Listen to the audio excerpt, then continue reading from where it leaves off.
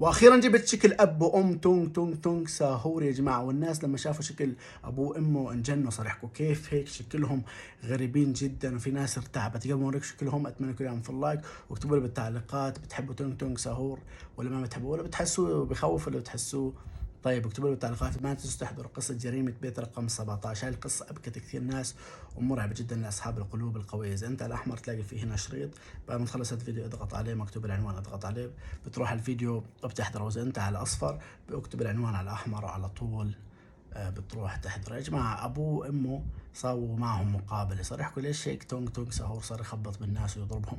صار يحكوا لأنه هو صغير شافنا بنضرب بعض فصار عنده خلل بمخه، فصار يضرب الناس وجاب هاي العصا وصار يضرب فيهم. فصار يبكوا بالتلفزيون وصار يحكوا احنا راح نطلع شكلنا لأول مرة في التاريخ. فراح اوريكم الان شكلهم، بس قيموا لي جمالهم من 10 بالتعليقات. احكوا الصراحة، هل بتحسوه بيشبه امه وابوه؟ وهل امه احلى ولا ابوه؟ مين بتحسوا؟ قيموا لي جمالهم الحقيقي من 10. لا تكذبوا انه يعني يزعلوا، لا عاد اكتبوا لي وقيموا لي جمالهم من 10 بالتعليقات. ما تنسوا تحضروا القصة، هي هنا الشريط، وإذا انت على الاصفر اكتب العنوان. تمام؟ وما تنسوا الفولو واللايك وتشتركوا معنا.